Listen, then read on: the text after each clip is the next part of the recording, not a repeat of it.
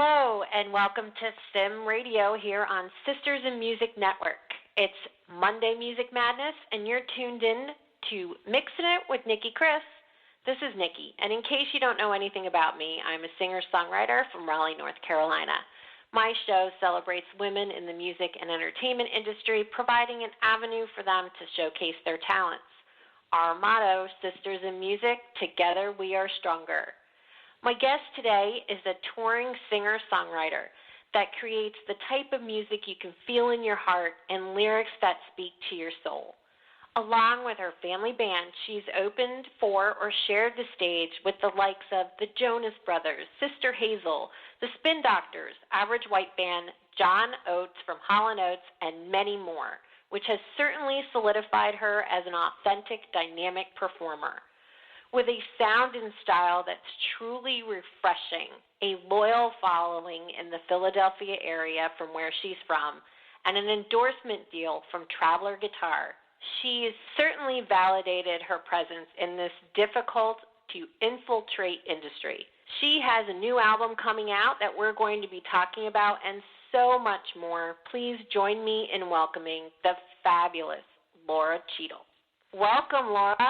Hi, thanks so much for having me. I'm so excited to have you here. It's been a while. I know the first time that you and I met was actually out in Los Angeles, and I got to see you perform for the first time. So I'm really excited to have you here. How are you doing? I'm great. I'm making the most out of this not being able to perform time during COVID, and I wrote a whole album. So I think that's pretty good, even though I'm losing my mind a little bit not being able to perform, travel. But, you have to make the best out of it. Yes, we do. And I know that you've actually toured quite a bit, and that is one of the things that I wanted to talk to you about today. I've looked at your webpage, and obviously you heard all the amazing artists that you have toured with or shared the stage with. Besides your family, which performer has been your favorite to share the stage with? It's funny because my absolute favorite is Peter Tork from the Monkees, who passed away a few years ago. But that experience was unbelievable. I've toured with a lot of major artists, and he was sitting for our sound check, applauding, standing up. He invited us to his backstage area. It didn't make us feel like an opener. And he was just so supportive. My mom was like an insane fan of the Monkees, so watching her starstruck was hysterical. So then at the end of the night, he brought us up to sing Daydream Believer and even brought my mom up to sing with him. He was just such a light in this world, and he made the experience. He didn't really make us feel like, the opening act, which is fine, being the opening act. He really was into it and loved our family band. And his whole team still to this day shares my music. So that was definitely a special moment. Oh, my gosh, that's so awesome. I'm like your mom. I was a huge Monkees fan. I remember watching their show. It's really great to hear that is a wonderful memory for you, and that's how he treated you. I think that's important, especially nowadays, to be all-encompassing and all-welcoming. I've heard some horror stories with a couple of people that I've talked to about how they were treated by, I'll say, maybe somebody that's more established, or we have you know exactly what I mean, right? A little bit more established, and how that you're kind of looked down upon. And it's like, we're all making music. It's great. Absolutely, and I have those stories too, which I obviously won't share, but I know. Stories, of course. Yes. The other thing I wanted to touch base on, and I remember you making this announcement, your recent accomplishment was the brand ambassador with Traveler Guitar. Can you tell me how that came about? This is so amazing, this story, because I am huge into manifesting and meditating, and I'm very like a modern-day hippie, and it's so funny because I played the Traveler guitars 3 years before I even got involved with them. And I started manifesting it because I love the guitar, because I play rhythm guitar, and I like smaller size guitars. I'm not a lead player. So with playing this, my music manager was actually like, hey, bring the guitars with you on this photo shoot. I'm like, oh, okay. This is before we were involved with them. So I brought him the photo shoot, and then 3 years later, we got contacted by Traveler Guitar to be an official brand ambassador, which was a huge deal. They have Zach Brown on there, Jason Mraz. It's like a very amazing company. So this past NAMM, the NAMM 2020, I actually showcased with Traveler guitar and performed, and it was a huge deal, and it's still a huge deal for me. It's a great step up to have a sponsorship. Yes, and I think it's fabulous. And it's very interesting that you actually mentioned that they're a smaller guitar. I'm not a guitar player. I play piano, but I wanted to teach myself guitar. I figured, why not? And I bought myself a full-size guitar, and I'm not a very large person. I'm petite, and that has been one of the reasons why I still to this day do not know how to play guitar, because I think I bought something that was like way too big for me. I have small hands, and it's huge. I look lost in it. So it's just sitting in a corner where I'm looking at it going, I'm never going to learn how to play this because it's just too big. So I may actually take a look at them and see. It sounds like that they have different sizes. So that's really cool. Yep. And I just did actually at NAMM, I met Next Level Guitar, who was like one of the first YouTube instructional to play guitar, and they actually met up with me through Traveler. I just did a bunch of lessons on YouTube playing my Traveler guitar, so you should check that out with a little guitar. Oh, I'm going to, because believe it or not, that's how I was planning on teaching myself. There you go. There you go. So I'm going to go look at your YouTube videos. Awesome. Oh, that's so cool. That's so cool. All right, before we really get into some of your new music, and I've been playing the two songs that you shared with me, I've been playing them quite often because I love them, so I can't wait to share the music with our listeners. But before we go into the new album, I think our listeners would actually like to hear from you what it's like being on a reality show about your family band. So this was also a manifesting moment. You're going to hear me say that a lot because this is hysterical. I just think it's my fabulous. whole band is made of my family. So my dad is a Philadelphia legend. He was signed to Columbia Records at 19. He toured with Teddy Pendergrass.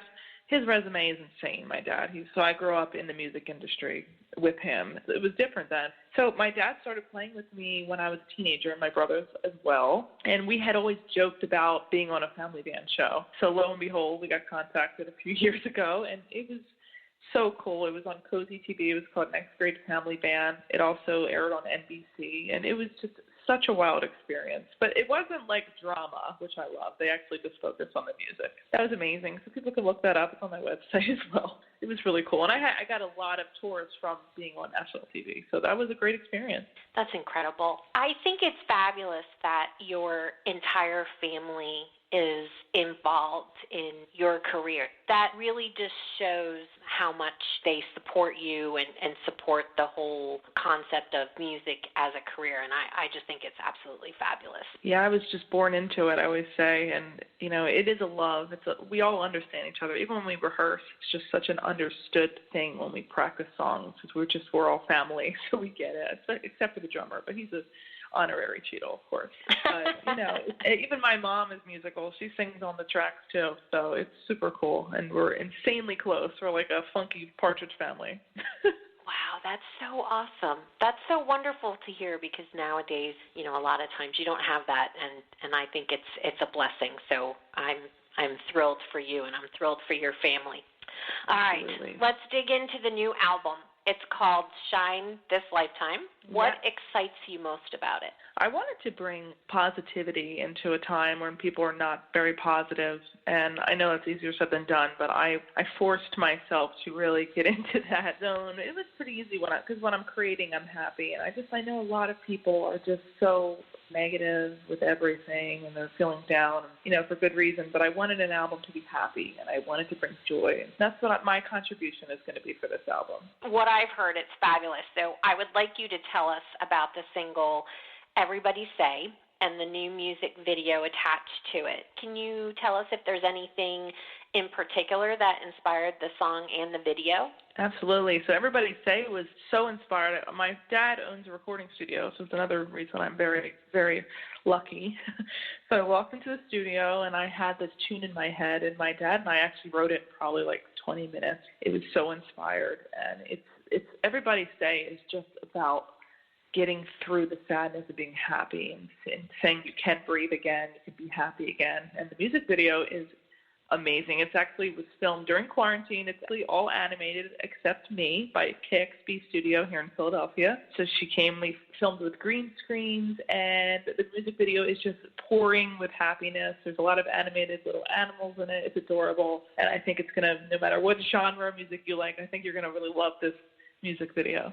I really can't wait for it. I'm really looking forward to it, so I will be there during the premiere. But for now, let's play Laura's new single, Everybody Say.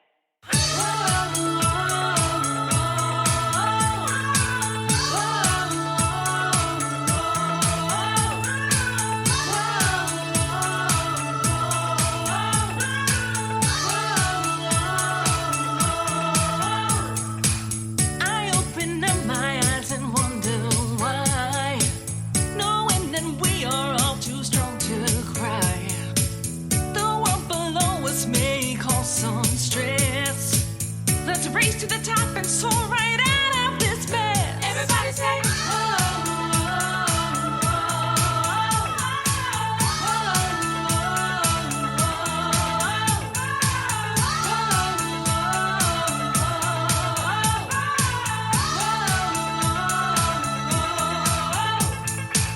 pull one step forward, leave the rest in the past. A day is only good if you make it last. If you can breathe, you can shine a smile my way. Open up, dive in. Today is our day. Everybody say,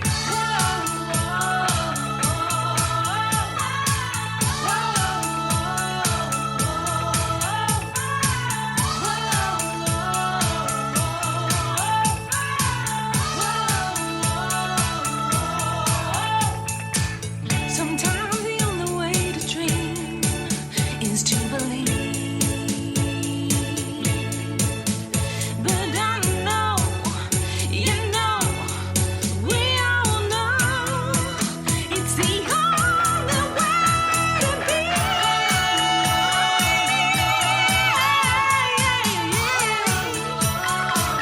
Sing with me now. Everybody say, come on. Life is too short to not live your life right. Life is too short to not live your life. Everybody say, come on. Sing with me now. Everybody say, come on.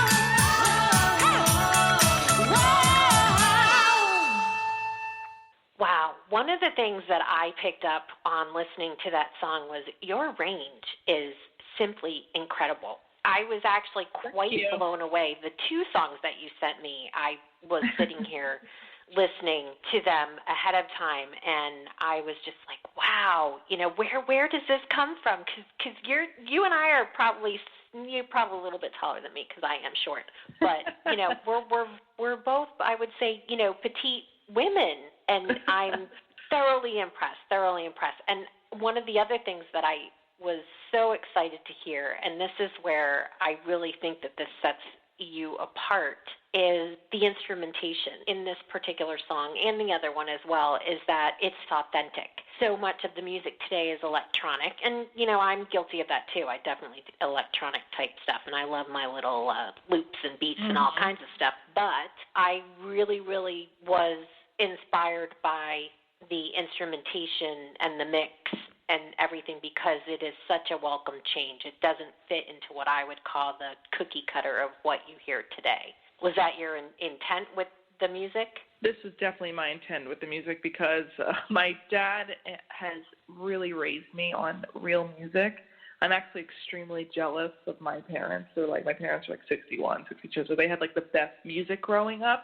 So I love that real sound, the real sound of music. It's easier said than done, but I wanted to bring that, and of course, I've done songs with electronics as well, don't get me wrong. But for this, I wanted to just feel it and build it out, and, especially on the second single, which we will discuss, that's like a modern day disco song. So I was just going for music I like. I like older music. I do put a modern twist on it. I love organic instruments, and I always have. I just feel like you can really feel it. I completely agree. And as a fellow songwriter, I love hearing different perspectives from other songwriters as well. It's very important to me to hear what you feel about, like, the true instrumentation and authentic instrumentation. I don't want to say it's not commonplace today, but there are a few genres, I think, that are more prevalent than others that tend to do more of the authentic instrumentation rather than the more electronic. And like, we both said, I mean, I definitely do the electronic stuff too. So it's not,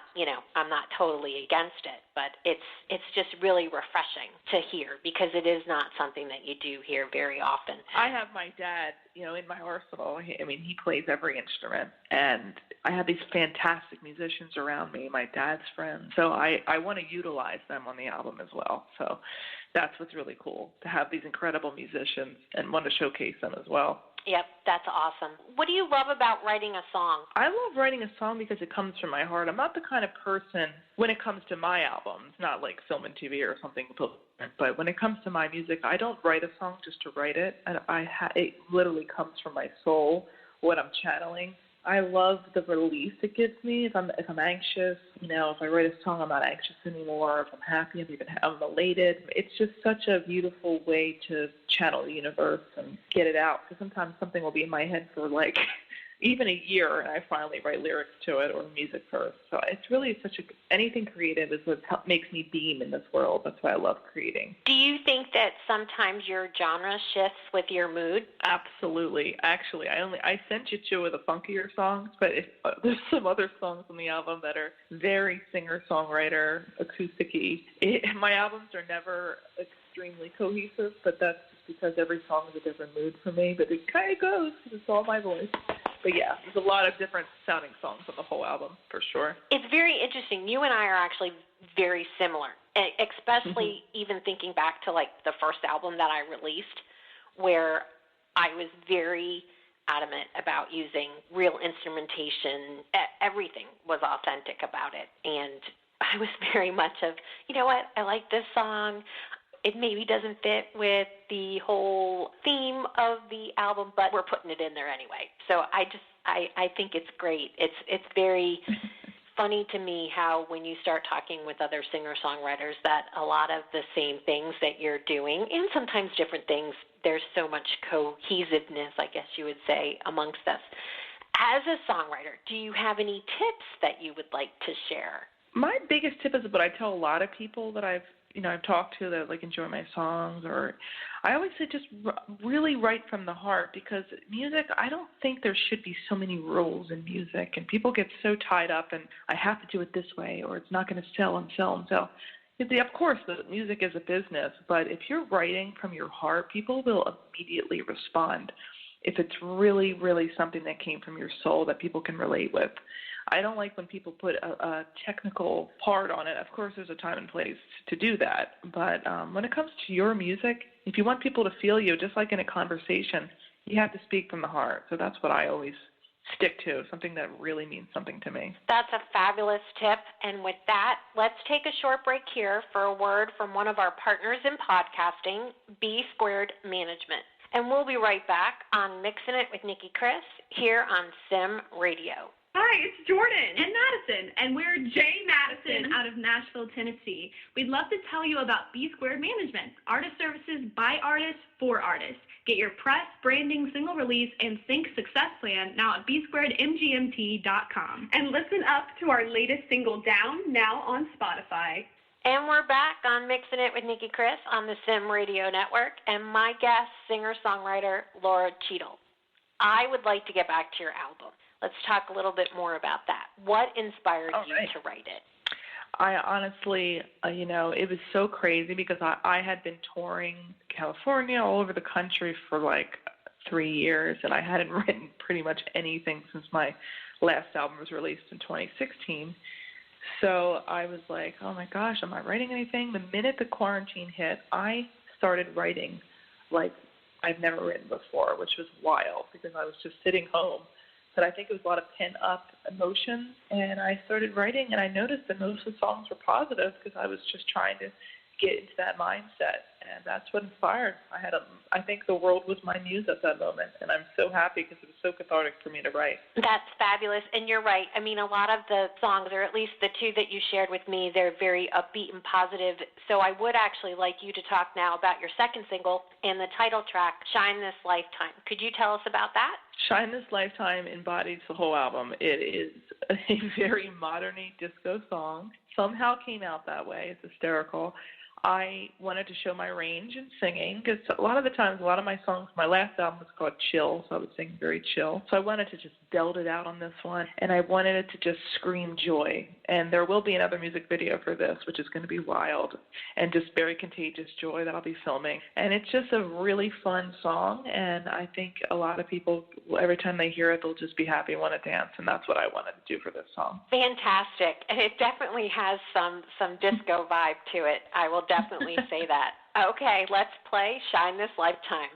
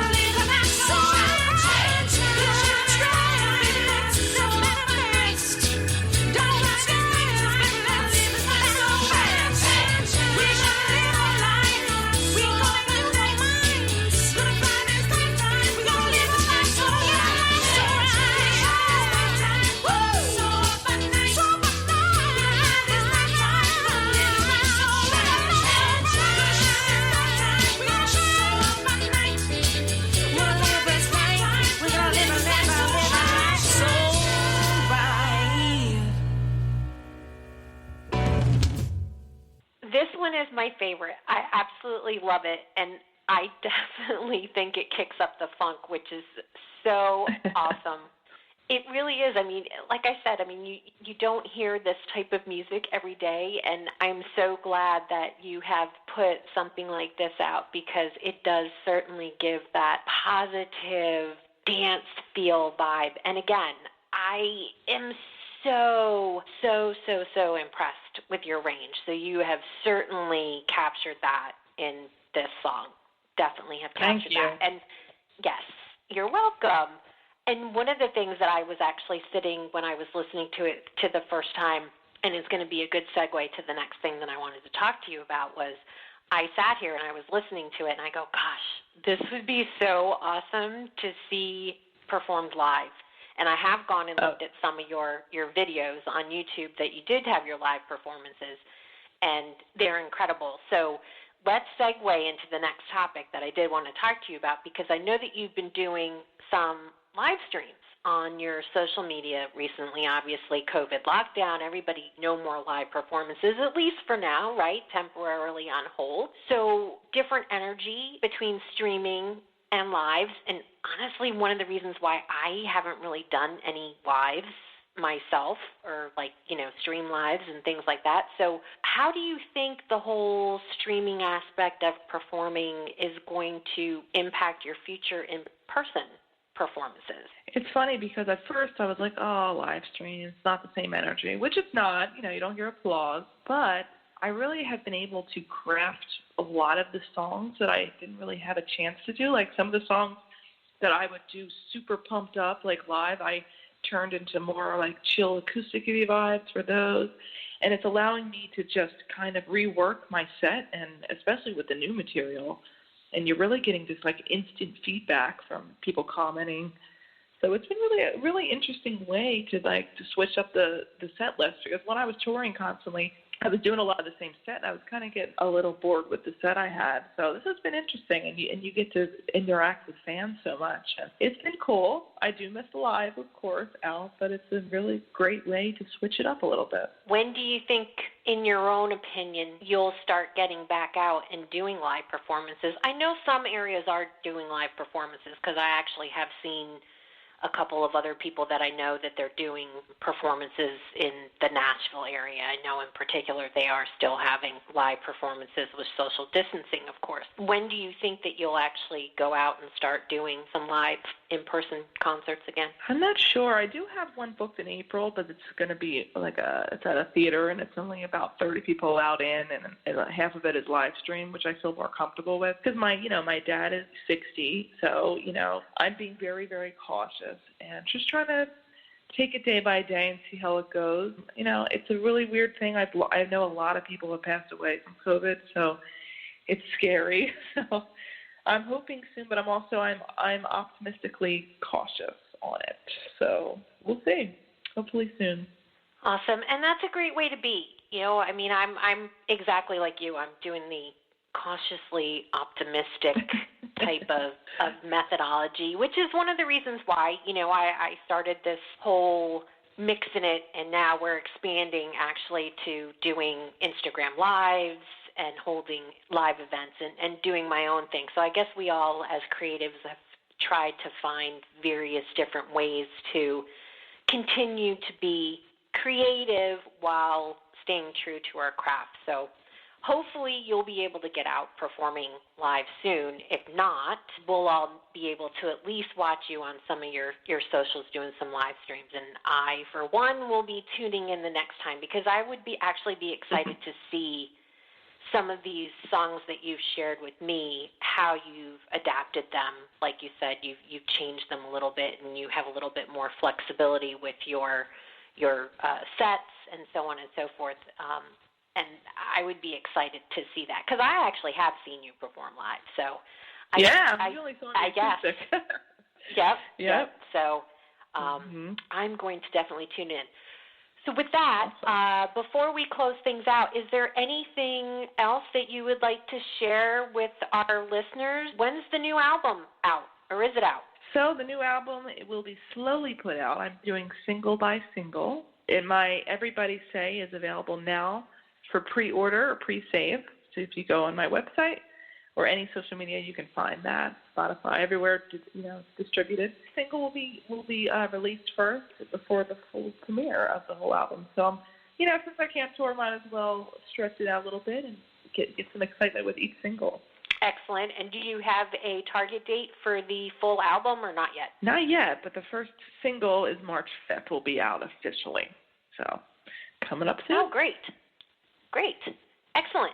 So we look forward to that. And where can our listeners find you on social media? Instagram.com/Laura Cheadle Music is my favorite place. I love Instagram.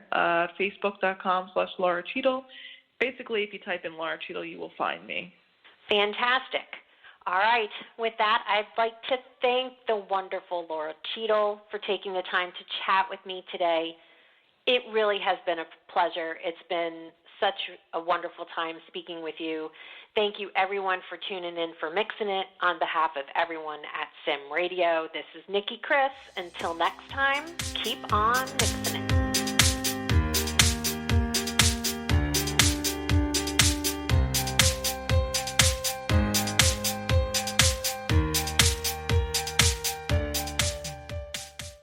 Chatting with Nat is a podcast for independent women seeking to speak their truth and to break down barriers. We host honest conversations that help to guide and empower women. Speak your truth and set yourself free. Let your voice be heard.